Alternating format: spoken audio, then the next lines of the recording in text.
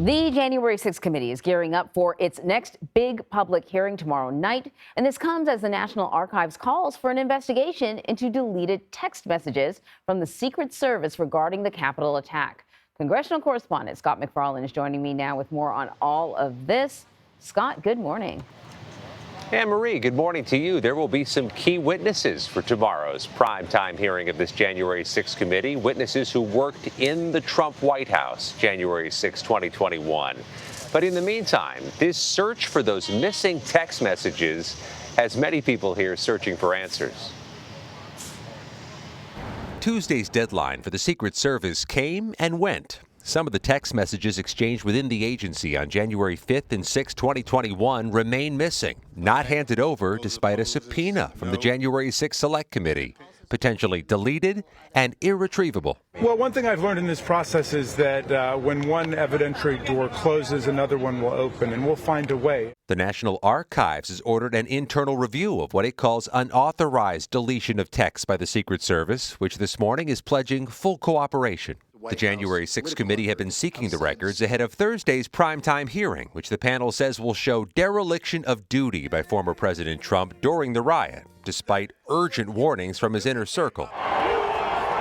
Two White House aides who quit after the attack, former Deputy National Security Advisor Matt Pottinger and Deputy Press Secretary Sarah Matthews will be the star witnesses. And John Wood, a former lead investigator on the January 6 committee, told CBS News the panel will show Trump's inaction that day. I think they need to finish by focusing on those critical 187 minutes between when the attack on the Capitol started and when Donald Trump finally issued a video statement asking people to leave the Capitol. Meanwhile, this morning, the Justice Department presents a second day of witnesses in the contempt of Congress trial of former Trump strategist Steve Bannon, who's criminally charged with stonewalling this committee.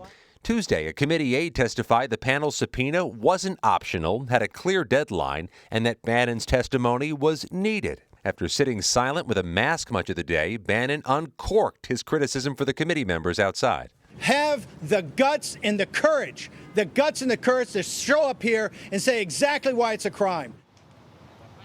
And January 6 committee members tell us to expect to hear more of that pre-taped deposition with former Trump White House counsel Pat Cipollone during tomorrow's hearing. But one familiar face might be missing from the hearing. The committee chairman, Benny Thompson of Mississippi, has tested positive for COVID, but the committee says the proceedings will continue even in Thompson's absence. Anne-Marie? All right, so let's talk about the deleted text messages. The committee has really been kind of public about their desire to get their hands on them. Do we know what they think those text messages contain? Well, let's be clear. There is this mixture of confusion and visceral anger that these messages are not retrievable and haven't been retrieved by the deadline the committee set, which was yesterday. These are potentially pivotal messages, but the committee doesn't know what it doesn't know.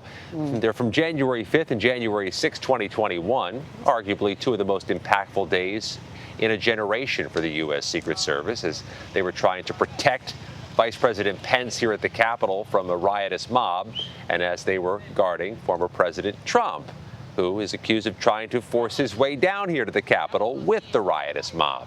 The committee has been clear that it wants the messages. The Secret Service is increasingly clear the committee's not going to get the messages. All right, let's talk about tomorrow night's primetime hearing, the next one on the schedule. There are two witnesses highlighted. What do we hope to learn? What does the committee hope to learn from their testimony?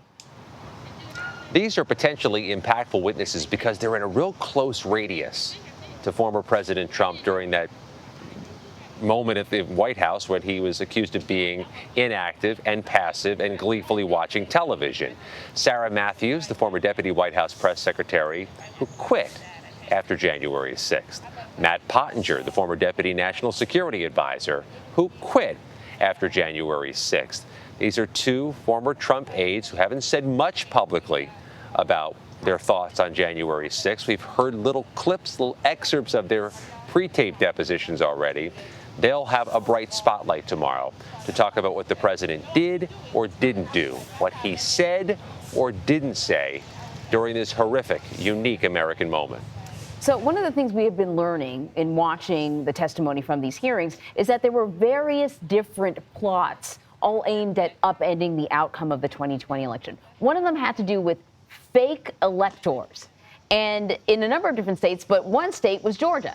So now we are learning that these fake electors in Georgia, they're at the center of a criminal probe investigating election fraud. What does this signal about potential legal fallout for the president, for any of his allies, maybe for the fake electors themselves? With so much focus here on the Capitol, the committee hearings, and any movement or potential movement from the U.S. Justice Department, it's easy to lose focus on what's happening in Fulton County, Georgia, where a local prosecutor is expanding this investigation into the so-called fake electors, this panel of 16 people who are going to be installed as alternative electors to be part of any type of process to swing or overturn the election. There are now target letters that have reportedly been sent out informing those so-called fake electors they may now be the target of a criminal investigation. Here's what we can say from the Capitol for certain. The House January 6th committee has said it's done the most sharing, the most outreach of sharing its findings on the issue of fake electors, of the many different spheres of this investigation into January 6th. It feels like the most fast-moving progress is happening in the investigations of fake electors. All right, so before I let you go, I got to ask you about something that you've actually been tweeting about a lot. There is a new wave of arrests now of accused Capitol rioters. What do we know about that? It's a very kinetic situation. There are 850 or so people charged so far, but the Justice Department has been saying to anybody who'll listen, they expect to make 200, 300, 400 more arrests, if not more, still to come. And what we're seeing in the recent wave of arrests, those that have been announced in the past few weeks, most of those people are people accused of assaulting or resisting police officers, a high-level defendant. That's what to watch for. There are clearly more defendants the Justice Department is seeking, and at this point, they seem to be the higher level end of defendants. Yeah, the repercussions for that, if you're found guilty, it's pretty hefty. Scott, thank you very much. Thank you. So we will have full coverage, of course, of tomorrow's primetime hearing. Our team of analysts and correspondents like Scott will be standing by to break down the latest developments. You can stream it live at 8 p.m. Eastern right here on CBS News.